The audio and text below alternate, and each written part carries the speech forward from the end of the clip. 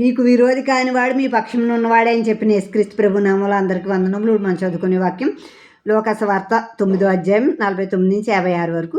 యోహాను వెళ్ళినవాడే ఎవడో ఒకడు నీ పేరట దెయ్యములు వెళ్ళగొట్టక మేము చూసితిమి. వాడు మనల్ని వెంబడించి వాడు కాడు గనుక వాడిని ఆటంకపరిచితమని చెప్పిను. అందుకేసి మీరు వాడిని ఆటంకపరచుకుడి. మీకు విరోధి కానివాడు మీ పక్షమున ఉన్నవాడే అని అతనితో చెప్పాను. ఆయన పరమునకు చేర్చుకొనబడు దినములు పరిపూర్ణమగుచున్నప్పుడు ఆయన యెరూషలేమునకు వెళ్ళుటకు మనసు స్థిరపరచుకుని తనకంటే ముందుగా దూతలను పంపాను. వారు వెళ్ళి ఆయనకు బస్సిద్ధం చేయవలనని సమరయలో ఒక గ్రామంలో ప్రవేశించారు. కానీ ఆయన యెరూషలేమునకు వెళ్ళన్న అభిముఖుడైనందున వారు ఆయన చేర్చుకొనలేదు. శిష్యులైన యాకోబును యోహాను అది చూసి, ప్రభువా, ఆకాశం నుండి అగ్ని దిగి వీరిని నాశనం చేయనట్లు మేము ఆజ్ఞాపించుట నీకు ఇష్టమా అని అడుగ్గా ఆయన వారి తట్టు తిరిగి వారిని గద్దించాను. అంతటి వారు మరొక గ్రామంకు వెళ్ళిరి. ఇప్పుడు శిష్యులు అంటున్నారు, యోహాన్ అంటున్నాడు, శిష్యుడైన యోహాను యేసుక్రీస్తు ప్రభుతో, ప్రభా, ఎవడో ఒకడు నీ పేరట దెయ్యాలను వెళ్ళగొట్టడం మేము చూసాం, వాడు మనల్ని వెంబడించేవాడు కాదు కనుక వాడిని ఆటంకపరిచేయమని చెప్తున్నప్పుడు యేసుక్రీస్తు ప్రభు అంటున్నారు, మీకు విరోధి కానివాడు మీ పక్షమున ఉన్నవాడే, వాడిని గద్దించకండి, ఆటంకపరచకండి అని చెప్పారు యేసుక్రీస్తు ప్రభు.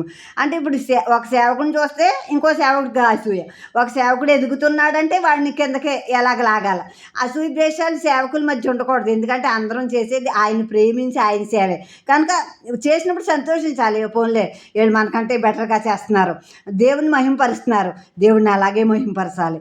దేవుడిని మంచిగా మహింపరిచిన వాళ్ళని చూసినప్పుడు మనం సంతోషించి ఎంకరేజ్మెంట్గా ఉండాలి. కానీ అసూయ ద్వేషాలు ఎంత మాత్రం ఉండకూడదు. మనం ఇంకా ఇంకా దేవుని కొరకు పని చేయటాకే మనం కష్టపడి దేవుని కొరకు ప్రార్థన చేసి మనం ముందుకు సాగాలి. కానీ ఒకళ్ళని చూసి ఒకళ్ళు కాదు.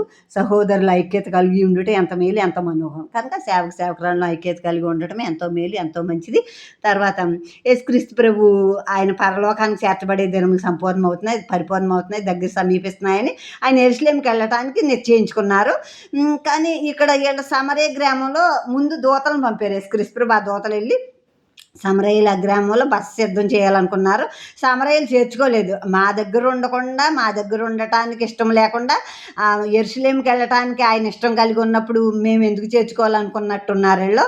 కానీ అందులో ఉంటుంది యోహాను 4:40 ఉంటుంది. వాళ్ళందరూ సమరయులు అందరూ వచ్చేసి యేసుక్రీస్తు ప్రభు దగ్గరికి, ప్రభా, మా దగ్గర ఉండని బతిమాలుకుంటాం కూడా మనం అందులో చూస్తాం. ఇందులో సిచ్యువేషన్ పూర్తిగా ఇంకో 2 వచనాలు క్లారిటీ ఇవ్వాల్సిందేమో అనిపిస్తుంది నాకు. కనుక అక్కడ చేర్చుకోకపోతే అప్పుడు చేర్చుకోలేదు సమరయులు. అప్పుడు యోహాను యాకోబు వీళ్ళిద్దరూ అన్నదమ్ములు శిష్యులు, యేసుక్రీస్తు ప్రభు శిష్యులు ఎలా అంటున్నారు, ప్రభా, ఆకాశం నుంచి అగ్ని దిగి వచ్చి, అంటే ఏలియా దిగి వచ్చేలా చేశాడు కదా, అలా వచ్చేయాలని కాల్ చేయాలని చెప్పమా అన్నప్పుడు యేసుక్రీస్తు ప్రభు వాళ్ళని గద్దించి ఇంకో గ్రామానికి వెళ్ళారు.